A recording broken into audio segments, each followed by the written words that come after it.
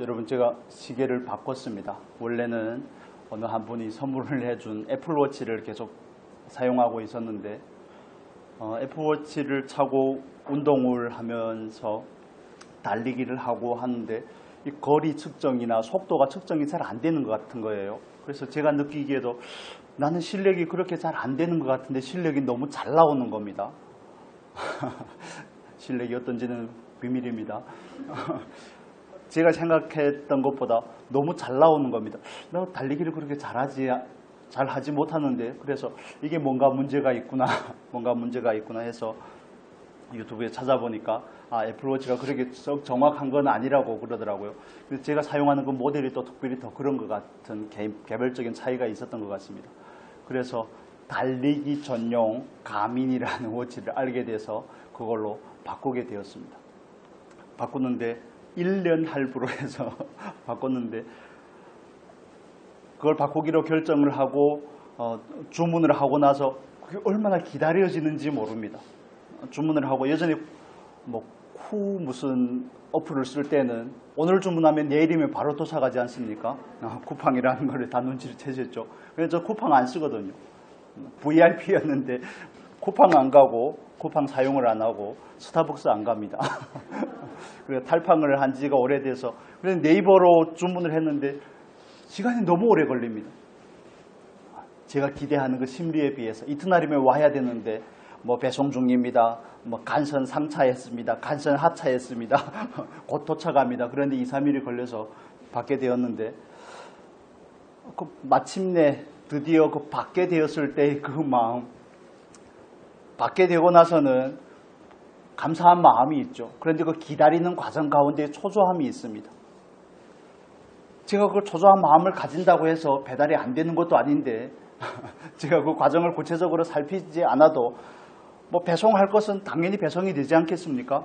그 시스템이 문제가 없는 이상. 그래서 우리가 하나님 앞에서 저와 여러분이 살아갈 때에도 마찬가지입니다. 많은 일에 있어서 내 눈에 안 보인다고, 내가 그렇게 느끼지 못한다고, 내가 알 수 없다고 해서 그 일이 하나님의 뜻대로 되지 않는 것은 아닙니다. 하나님은 언제나 하나님의 뜻대로 일하시는 분이라는 겁니다.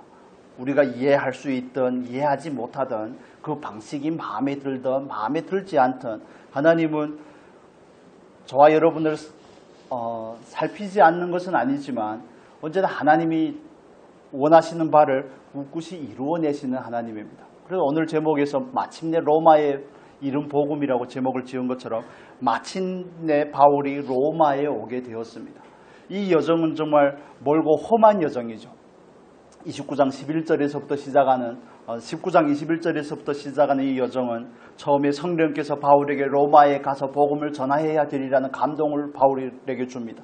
그리고 나서 그가 예루살렘에 올라갔을 때 많은 유대인들로부터 박해를 받고 하는 그 과정 가운데 하나님께서, 예수 그리스도께서 그에게 친히 나타나서 바울이 반드시 로마에서 또 나를 증거하여야 되리라고 말씀을 합니다. 그리고 나서 그가 죄수의 신분으로 가이사랴에서 2년을 보내고 죄수의 신분으로 로마로 오는 과정 가운데 우리가 지난 시간까지 나눴던 무엇을 만납니까? 유라굴로라는 광풍을 만나죠. 그 태풍 가운데서 또 주님께서 그에게 이번에는 천사를 보내서, 하나님의 사자를 보내서 그에게 말씀하십니다. 그거 어떻게 한다고요? 반드시 로마에 가야 된다고요. 27장 24절 한번 보겠습니다. 27장 24절입니다. 24절 같이 읽겠습니다. 바울아, 두려워하지 말라. 네가 가이사 앞에 서야 하겠고 또 하나님께서 너와 함께 항해하는 자를 다 내게 주셨다 하였으니. 아멘. 하나님은 바울에게 그 천사를 보내서, 바울아 두려워하지 말라. 네가 반드시 가이사에게 서야 되겠고 로마 황제 앞에 가서 네가 상소한 것을 따라서 로마에 반드시 가게 되리라고 그에게 말씀하셨습니다. 여러분, 우리가 다 잘 아는 것처럼 하나님은 말씀하신 대로 이루시는 하나님이신 줄로 믿습니다. 다른 표현으로 하면 하나님은 신실하신 하나님이십니다. 하나님은 하나님의 계획과 목적을 향하여 신실하십니다. 여기서 우리가 오해하지 말아야 될 부분은 하나님께서 저와 여러분의 목적을 위해서 신실하지 않습니다. 로마서 8장 28절의 말씀을 우리가 자꾸 오해하는 경우가 있는데, 하나님께서 모든 일에 합력하여서 선을 이루는데 그 선은 하나님의 뜻이고 하나님의 목적이고 하나님의 계획이지 우리가 원하는 바가 아닙니다. 우리가 원하는 바가 아닙니다. 지난 시간에도 나누었던 것처럼 하나님은 언제나 하나님을 위해서 일하십니다. 그렇다고 저와 여러분을 하나님께서 전혀 살피지 않느냐, 그런 것은 아니지만, 그러나 하나님께서 하나님의 목적을 이루어가는 과정 가운데 우리에게도 어마어마한 은혜와 혜택이 있는 겁니다. 우리들의 참여가 있고 저와 여러분의 헌신이 거기에 포함이 되어 있는 겁니다. 그러나 하나님은 하나님을 위해서 일한다는 그 명제는 절대 바뀔 수 없는 겁니다. 그러나 우리는 우리의 욕망 안에서 하나님을 자꾸 나를 위한 수단으로 삼고자 합니다. 아버지라며요. 왜 내가 원하는 것을 들어주지 않습니까? 왜 내 기도를 외면하십니까? 왜 나에게 건강을, 경제적인 자유를 여러 부분에서 제한을 하십니까? 이렇게 우리가 하나님 앞에 나아갈 때 자칫하면 하나님께서 하나님의 목적과 뜻을 이룬다는 사실을 망각하고, 하나님은 왜 나를 돕지 않느냐는, 내가 기도했는데, 내가 그렇게 하나님 앞에 마음을 드렸는데 간구함에도 불구하고 하나님은 왜 나의 기도를 외면합니까? 하는 이런 마음으로 하나님 앞에 나아갈 경우가 있습니다. 이럴 때마다 우리는 반드시 바로 수정할 필요가 있습니다. 복음이 예를 들어서 복음이 로마에 도착하는 것, 로마에서 그때 당시 세상의 중심부가 아닙니까? 거기서 복음이 전파되는 것, 하나님의 뜻입니다. 하나님의 뜻이기 때문에 그 모든 천신만고를 뚫고 복음은 반드시 로마에 당도하여야 되고 로마에서 그 복음이 펼쳐져야 됩니다. 그게 하나님의 뜻이라면 하나님은 그 뜻을 위해서 일하시는 겁니다. 바울이 무엇 때문에 로마에 가려고 합니까? 자기의 소원이 아닙니다. 성령께서 그에게 소원을 주셨기 때문에 그렇습니다. 바울이 로마에 가서 출세하려고 하는 것입니까? 장사해서 사업을 일구려고 하는 겁니까? 유명세를 얻고자 하는 것이 아니지 않습니까? 바울이 로마에 가고자 하는 것은 하나님의 뜻과 하나님의 목적이 거기에 있기 때문에 그렇습니다. 저와 여러분의 삶 가운데서 우리는 이 부분을 분별을 해야 됩니다. 여러분, 목회하면서, 저희 예를 들면 목회하면서도 가끔씩 이 부분에 대해서 영향을 받을 때가 있습니다. 하나님께서 목회자를 향한 하나님의 목적은 무엇일까요? 저와 여러분에게 공통으로 주어진 것과 같은 겁니다. 하나님께서 저를 향한 하나님의 목적은 제가 하나님의 사람이 되는 게 아니겠습니까? 예수 그리스도의 장성한 분량에 이르는 사람이 되는 것이 아니겠습니까? 그래야 목회자가 되어서 교회를 섬기는 과정 가운데 많은 나의 원함들이 여기에 개입이 되는 겁니다. 교회도 좀 부흥했으면 좋겠고, 재정도 좀 3자리가 남는 것이 아니라 한 4자리가 남았으면 좋겠고, 왜 맨날 간당간당한지. 물론 그 과정 가운데는 엄청난 감사가 있습니다. 그럼에도 불구하고 조금 더 주셨으면 하는 목마름이 안에 있는 겁니다. 그럴 때마다 하나님 앞에서 저는 그 부분에 대해서 다시 회개하고 그 목표를 다시 수정하는 겁니다.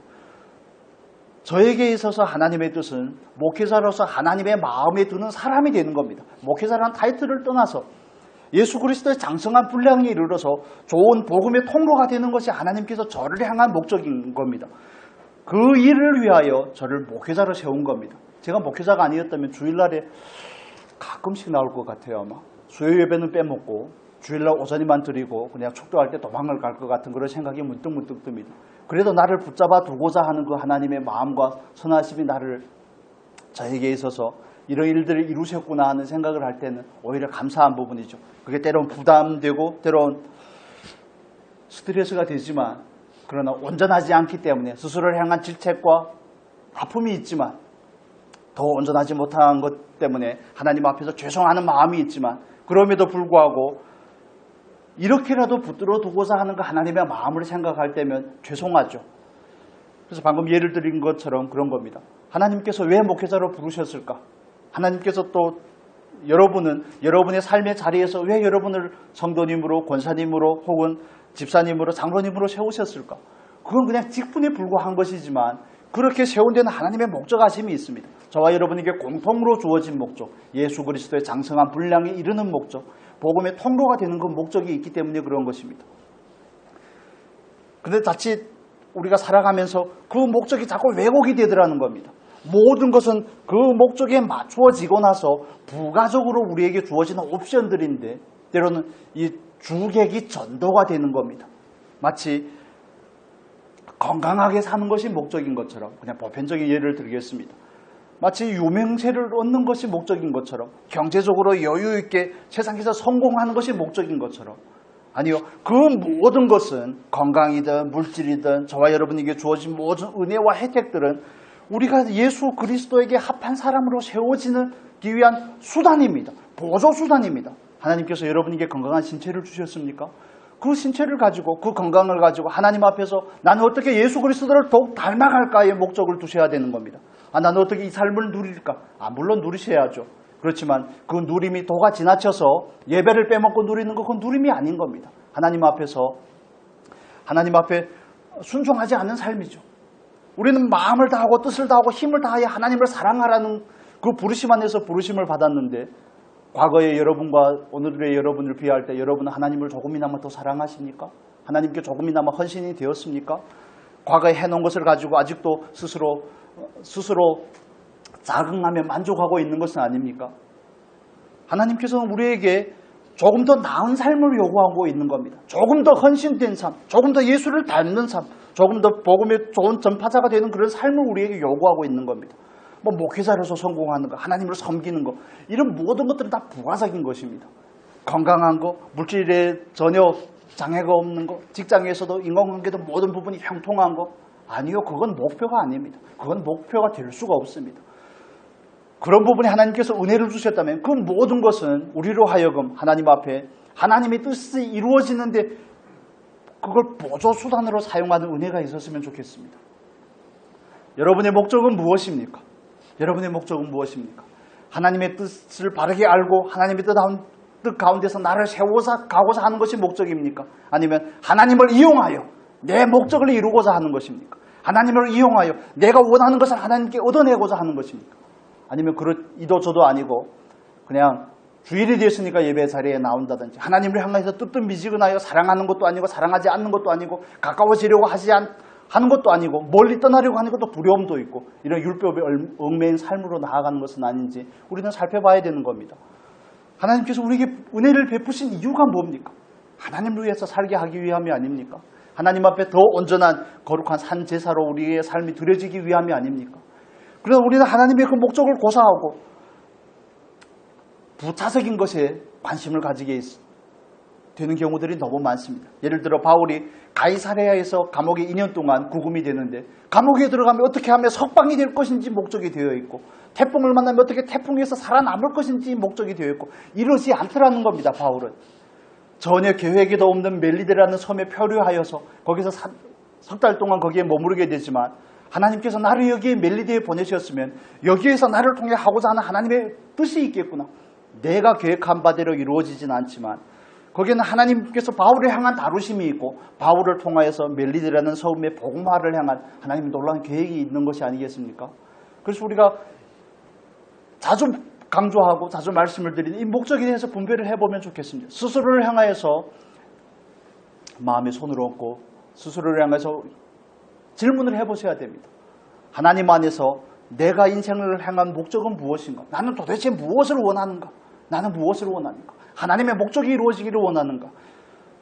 하나님께서 바울을 통해서 로마의 복음이 전파되는 것이 하나님의 뜻이었던 것처럼, 바울의 오매불망 원하는 것은 어떻게 하든지 로마에 가서 로마에도 복음이 전파되고, 어떻게 하든지 스페인까지 가서 땅끝까지 복음이 전파되는 게 바울에게 있어서 가장 중요하였던 것처럼 저와 여러분에게 있어서도 그래야 되지 않겠습니까? 우리에게 있어서도 하나님의 뜻이 이루어져야 되지 않겠습니까? 물론 저와 여러분의 부차적인 삶이 전혀 아무렇게 되어도 상관없다는 뜻이 아닙니다. 하나님은 우리에게 언제나 넉넉한 은혜로 함께 하십니다. 그러나 우리가 이 목적을 자꾸 외면을 할 때 우리의 삶은 어긋나게 되는 것입니다. 잘못된 방향을 향하여서 나아가게 되는 것입니다. 하나님께서 왜 독사가 바울을 물었을 때 바울의 생명을 보존해 주셨습니까? 왜 유라굴라란 태풍 가운데서 바울을 살려주셨습니까? 왜죠? 하나님을 위해서라는 사실을 우리는 너무 잘 압니다. 바울의 삶을 보면 너무 잘 이해가 되는데 나의 삶을 보면 전혀 이해가 되지 않습니다. 내 삶에서는 그 삶에 답이 없습니다. 그냥 하루를 사는 것도 하나님께서 주신 그 은혜 가운데서 그냥 하루를 그냥 사는 겁니다. 그런 것이 아니라 하루라는 삶 가운데서 우리는 하나님 앞에서 이 하루라는 24시간의 삶을 어떻게 하나님을 위해서 살아드릴까? 어떻게 하나님을 위해 조금 더 나은 사람이 될 것인가? 이런 부분들의 그 경건한 소망을 따라서 조금 소원을 드리고 조금 더 나은 삶으로 나아가는 저와 여러분의 복된 삶이 되었으면 좋겠습니다. 물론 부족하고 연약한 부분들이 너무 많지만 목적이 분명해야 됩니다. 목적이 분명해야 됩니다. 그 하나님의 목적을 내 목적으로 삼으셔야 됩니다. 하나님의 목적을 내 목적으로 삼지 않는 그 인생에는 고난이 차고 넘칩니다. 여러분, 협박하는 것이 아닙니다. 성경은 일관되게 우리에게 이것을 말씀해 주고 있습니다. 예를 들어서 하나님의 뜻이 겸손이라면 하나님은 갖은 방법을 다 사용하여서 저와 여러분들을 겸손하게 만드실 것입니다. 그렇지 않습니까? 경제적이든 환경이 되었든 건강이 되었든 모든 삶을 동원해서 우리를 겸손하게 만드려고 하나님은 일하실 것입니다. 그런데 거기에 우리가 반항하고 하나님과 대립하고 하나님께 대들고 하는 그 삶에는 엉망진창이 되는 것이 아니겠습니까?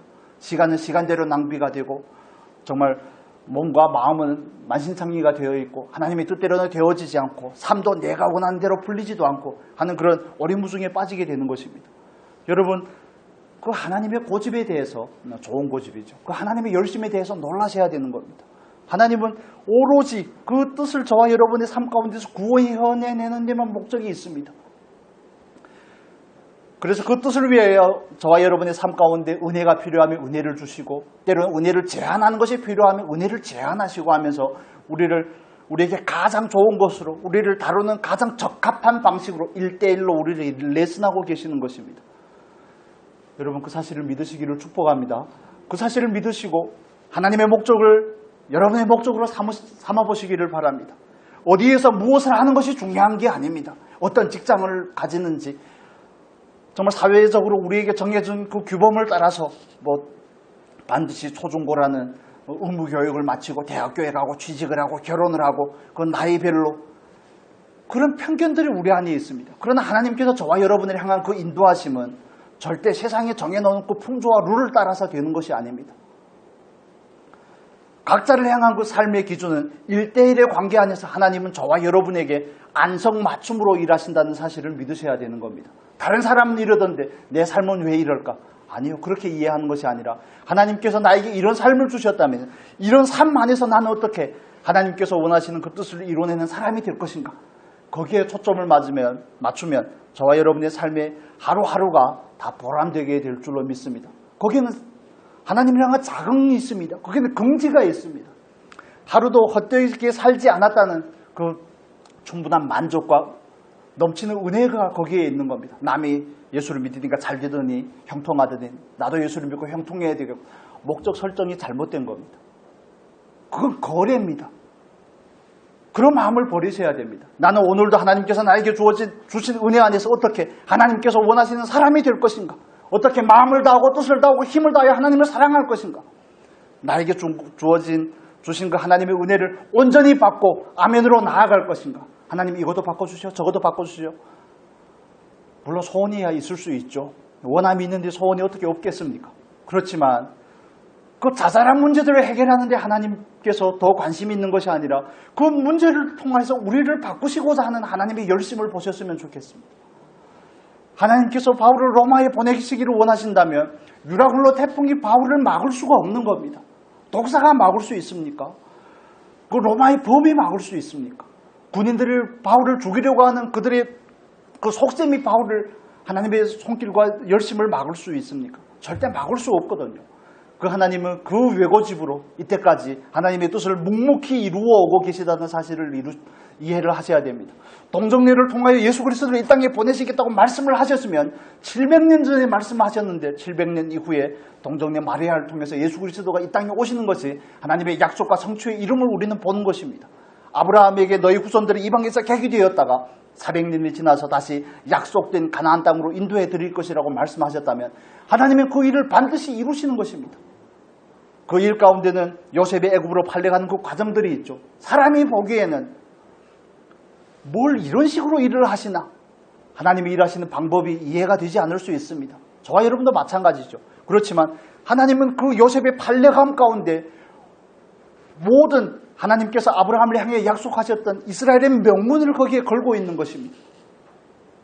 우리가 이해가 되지 않고 우리가 그것을 알 수 없지만 그러나 분명한 것은 하나님은 오늘도 저와 여러분의 삶 가운데서 우리를 더 좋은 하나님의 사람으로 만들기 위해서 일하고 있는 겁니다.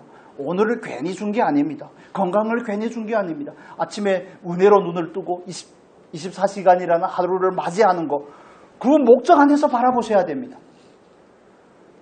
오늘이라는 삶을 향하여서, 더 나아가서 저와 여러분의 인생을 향하여서 나는 하나님께서 나에게 주어진 이 여생의 시간을 무엇을 목적하며 어떻게 살아갈 것인지에 대해서 진지한 숙고가 필요한 것입니다. 깊이 고민을 해보셔야 됩니다.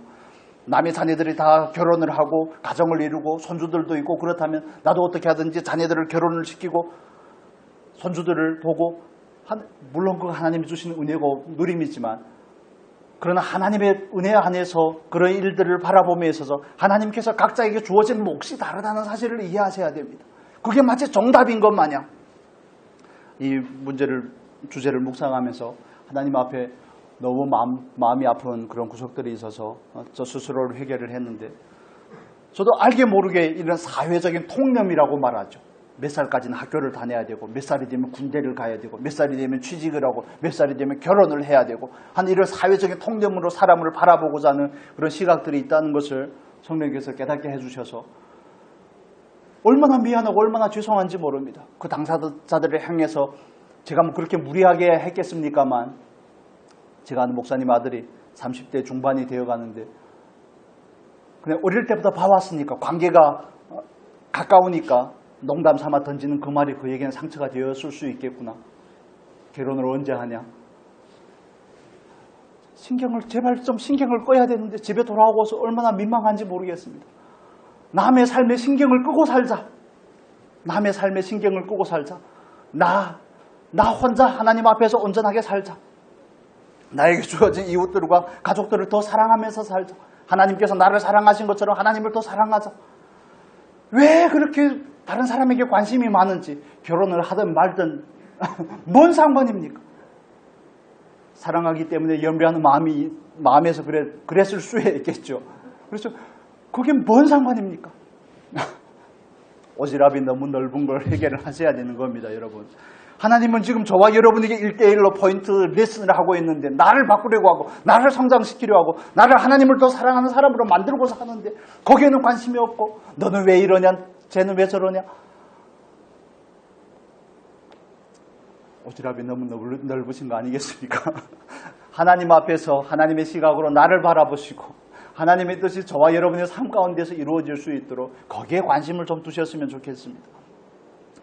너무 추상적이어서 하나님을 사랑한다는 것이, 하나님의 뜻대로 내 삶이 세워진다는 것이 너무 추상적이어서 잘 이해가 되지 않을 수도 있겠지만, 그러나 이 분명한 명제를 가지고 하나님 앞에서 자기 삶을 돌아보며 하나님 앞에서 질문을 가지시면 하나님께서 저와 여러분이 깨달을 수 있는 은혜를 주실 줄로 믿습니다. 저는 이 하나님을 신뢰합니다. 어떤 방법과 어떤 수단을 동원을 하든지 우리로 하여금 하나님의 뜻을 알게 할 것입니다. 우리로 하여금 동의하는 자리까지로 우리를 인도하실 것입니다.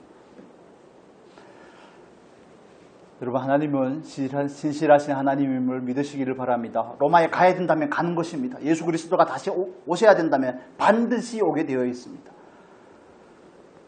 그렇다면 우리에게 중요한 것은 이것이죠. 하나님께서 하나님의 뜻대로 하나님의 열심을 따라 행하신다는 사실을 알았다면, 그럼 우리에게는 어떤 태도가 필요할까 하는 것입니다. 우리에게는 1차적으로 믿음이 필요합니다.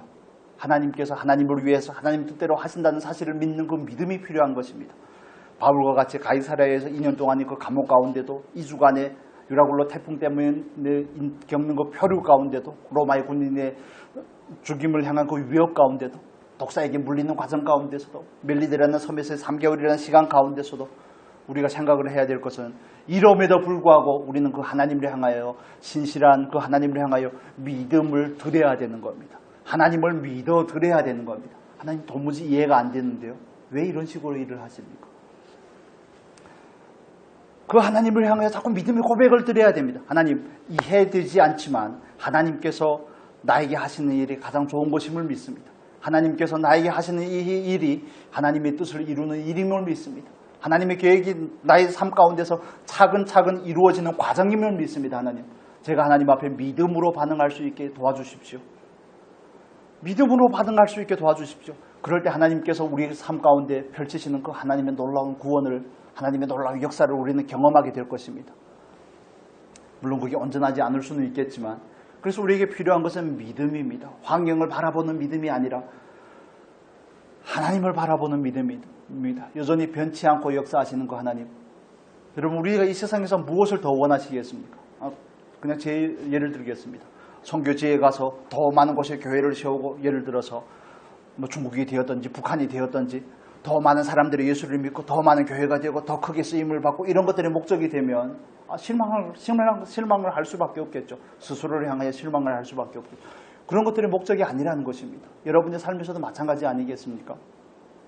왜곡된 목적들이 수정이 되고 하나님의 목적을, 저와 여러분의 목적으로 받을 수 있는 은혜가 있었으면 좋겠습니다. 주어진 모든 상황을 하나님의 뜻 가운데서 바라보는 지각이 있기를 예수님의 이름으로 축복합니다. 그래야지 인생의 실마리가 풀리게 됩니다. 비로소 실마리를 찾을 수 있게 됩니다. 여러분, 하나님께서 바울에게 하셨던 그 모든 일들이 하나님의 뜻이 이루어지는 과정이었던 것처럼, 저와 여러분의 삶 가운데서 하시는 하나님의 모든 일들이, 우리가 알아채던 은밀하게 진행이 되던 모든 일들은 저와 여러분으로 하여금 하나님 앞에 더 온전한 사람으로 세우고자 하는 그 하나님의 뜻이 이루어지고 있는 중입니다. 반복해서 말씀을 드림을 용서해 주시면 좋겠습니다. 풍요함을 주시든 제한함을 주시든 모든 것은 그 목적 안에서 이해하려고 하셔야 됩니다. 하나님의 목적은 반드시 이루어지는데 하나님은 어떻게 그 목적을 이루십니까? 하나님은 모든 상황을 통하여서 그 뜻을 이루십니다. 바울을 로마에 보내기 위해서는 많은 필요한 여건들이 있습니다. 많은 사람들이 있습니다. 거기에는 바울을 선대하는 율리오라는 사람이 있습니다. 로마의 백부장이 있습니다. 또 거기에서 만나게 되는 멜리데의 섬에서라는, 표류해서 간 그 섬이지만 거기에서의 3개월이라는 쉼과 재정비가 있습니다. 오늘 본문에서 바울이 로마에 들어갈 때 로마에 있는 형제들이 바울을 맞이하러 나옵니다. 이렇듯이 하나님께서 혼자 그 일을 행하시는 것이 아니라 적재적소에 사람을 배치하여 그들을 통하여서 하나님의 뜻을 이룬다는 사실을 여러분 이해를 하셨으면 좋겠습니다. 저와 여러분의 삶 가운데서도 마찬가지입니다. 하나님께서 우리에게 보내주셨던 모든 사람, 모든 인간관계는 우리 안에서 하나님의 뜻이 이루어지기 위한 모든 수단이었음을, 하나님의 사랑이었음을, 은혜였음을 믿으시기를 축복합니다. 저는 가끔씩 과거의 삶을 돌아다 보면 자꾸 생각이 나더라고요. 요즘에는 제가 상처 줬든지 제가 상처를 받았든지 그 모든 일 가운데서 그 어느 하나도 없어서는 안 되었겠구나 하는 생각들을 많이 하게 됩니다. 물론 때론 개인의 잘못된 선택으로 인한 결과일 수는 있지만, 그러나 하나님은 그 모든 것을 아우르고 조화롭게 해서 오늘날 저와 여러분이 이 자리에 있게 하신 것입니다. 저와 여러분의 인연 가운데 우리에게 말씀을 가르쳐주는 과거의 영적인 스승이 있었다든지, 우리에게 상처를 준 그 누군가가 있었다든지, 또 그 누군가가 내가 저와 여러분이 지쳐있고 힘들어할 때 우리로 하여금 다시 이 길을 갈 수 있게 우리를 보듬어주는 영적인 멘토가 있었다든지, 알게 모르게 암암리에 우리를 지지해주는 그런 많은 인연들 때문에 우리가 여기에 서 있다는 사실을 이해하셔야 됩니다. 전 때론 제 과거에 대해서 막 생각을 하면서 그런 부분들에 대해서 정말 많은 감사를 드립니다. 여러분의 죽을 고비를 넘길 때도 하나님께서는 그때마다 사람들을 보내셨고 하는, 그 사람들 때문에 너무 부족하지만 오늘의 내 모습이 있구나. 하나님 정말 감사합니다. 한 사람을 하나님의 원하는 사람으로, 하나님의 뜻을 이루는 통로로 세우기 위해서 하나님은 얼마나 많은 사람들을 통해서 그를 만들어가고 계시는지, 돕고 계시는지를 볼 때 하나님의 은혜에 대해서 우리가 감사하지 않을 수가 없는 것입니다. 좋은 일만 있는 것이 아니죠. 좋은 사람만 있는 것이 아닙니다. 방해하는 사람들도 얼마나 많은지 모릅니다. 여러분, 바울에게는 율리오라는 백부장이 있었습니다. 멜리데 섬에서 바울에게 친절을 베푸시는 그 무리의 사람들이 있었습니다. 로마의 성도들이 있었습니다. 또 바울과, 우리가 오늘 본문을 읽으면서 우리라는 이런 표현들이 자주 등장을 하는데, 바울과 함께 동행했던 누가라는 의원이 있지 않습니까? 바울이 혼자가 아니었다는 겁니다. 바울이 견딜 수 있고 바울이 로마에 들어갔을 때 그들을 통해 담대함을 얻고 큰 용기를 얻게 됐는데도 그 사람들을 예비하시고 그 사람들을 보내신 하나님의 손길이 있었음을 우리가 보게 됩니다. 저와 여러분이 요만큼이라 하기보다 이만큼 만들어지고 이만큼 세워진 거 하나님의 은혜인 줄로 믿습니다. 말 안 듣고 속 썩이는 그 자녀가 있었기 때문에 저와 여러분이 오늘 영적인 생명이 조금 진보되지 않았겠습니까? 그를 위해서 기도하는 가운데 기도가 뭔지를 알게 되고 정말 미운데 정말 하나님께서 왜 저 사람을 데려가지 않는가 하는 그 누군가로 인해서 우리는 비로소 사랑이 무엇인지를 배우게 된 것이죠. 정말 내 마음에 들지 않는 그 사람을 바라볼 때마다 천불이 나지만 그 사람을 보면서 우리는 하나님 앞에서 무엇이 겸손인지, 무엇이 인애인지, 무엇이 자비인지, 나 같은 사람을 용서하시는, 포용하시는 예수 그리스도의 그 마음이 무엇인지, 그 긍휼이 무엇인지를 조금씩 배우게 되는 것이 아니겠습니까? 많은 사람들을 통해서 역사하시는 그 하나님, 오늘은 저와 여러분을 통해서도 하나님 뜻을 이루고자 하십니다. 귀하게 쓰임받는 은혜가 있기를 예수님의 이름으로 축복합니다. 정말 로마의 성도들이 바울을 맞이하러 정말 수십 킬로를 나와서 맞이할 때 바울이 그들을 만나고 나서 용기를 얻었다는 그 본문에서는 정말 큰 감동을 받습니다. 바울처럼 유명인이 아니어도 로마의 성도들처럼 무명인이어도 바울을 통해 하나님의 뜻이 이루어지는 과정 가운데 그렇게라도 쓰임을 받는다면 이거 얼마나 영광스러운 일인가. 다 나서려고만 하니까 많은 문제들이 생기는 거 아니겠습니까? 여러분 오늘도 한 사람을 통하여 하나님은 일하고 계십니다. 그 한 사람이 저와 여러분이 되었으면 좋겠습니다. 교회를 위해서 기도할 때도 저는 이왕이면 하나님께서 우리 성도님들을 위해 통해서 하나님의 나라를 교회를 더 온전케 하셨으면 하는 생각을 많이 하고 그렇게 기도를 합니다. 물질이 축복이 되었던 모든 부분에 있어서 그렇습니다.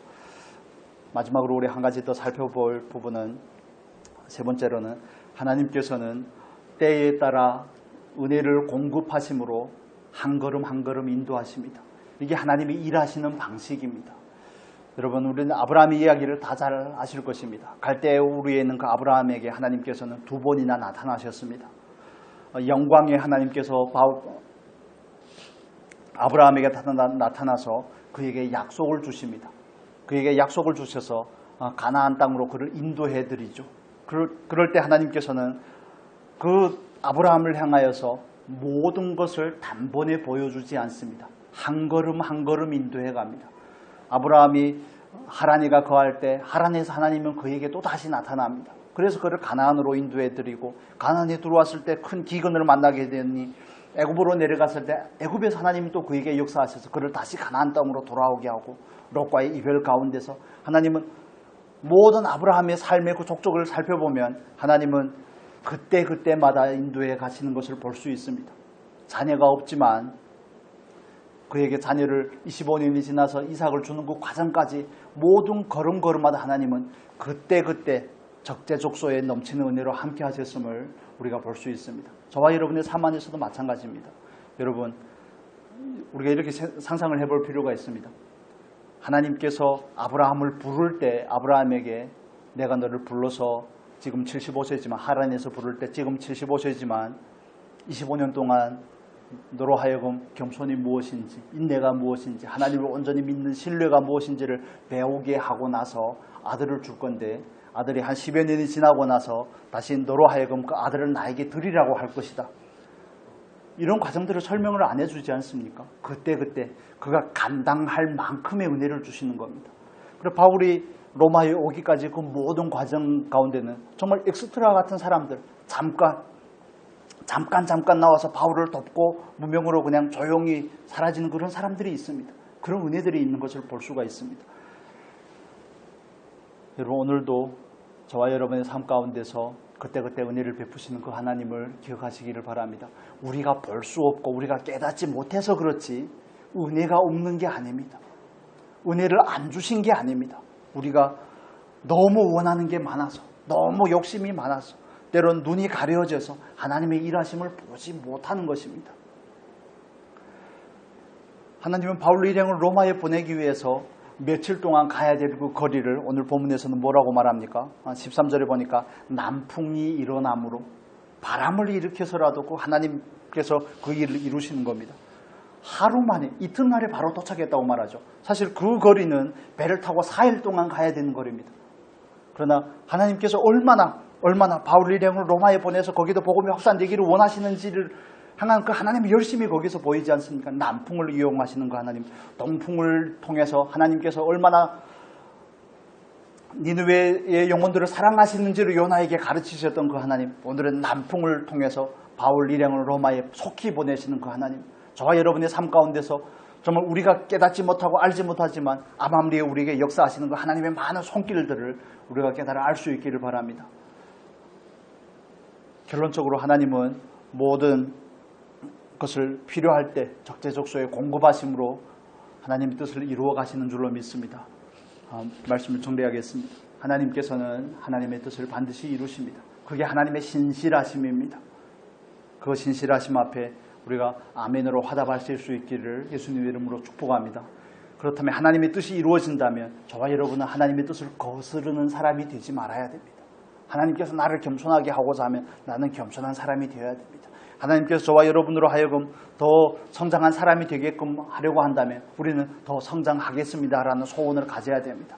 다른 영혼을 사랑하는 사람이 되게 만들고자 하면 우리는 나를 내려놓고 조금 더 사랑하고자 하는 사람이 되어야 되는 것입니다. 고집스럽고 정말 하나님 앞에 불순종하는 우리를 버리기를 원하신다면 우리는 버리고자 하는 사람이 되어야 되는 것입니다. 그래야 하나님의 뜻이 저와 여러분의 삶 가운데서 정말 방해를 받지 않고 이루어지게 되는 것입니다. 방해를 하면 그 과정에 많은 불편함들이 있습니다. 온전히 수용하고 온전히 세워지는 저와 여러분이 되었으면 좋겠습니다. 오늘도 우리를 세워가기 위해서 주변에 많은 사람들을 붙이시는 그 하나님, 그 하나님께 감사하시기를 바랍니다. 정말 조목조목 한 사람 한 사람 돌아보면서 감사하셨으면 좋겠습니다. 하실 수 있는 만큼. 마지막으로 말씀을 드릴 것은 하나님께서는 바울에게 모든 여건들을 주시지만 그 여건을 주시는 것은 한꺼번에 왕창 주는 게 아닙니다. 그때 은혜를 공급하셔서 바울을 통하여 하나님의 뜻을 이루십니다. 이게 하나님의 일하시는 방식입니다. 왜 단번에 안 주냐 그러지 마시고 기다리면서 하나님의 은혜를 찾아보셨으면 좋겠습니다.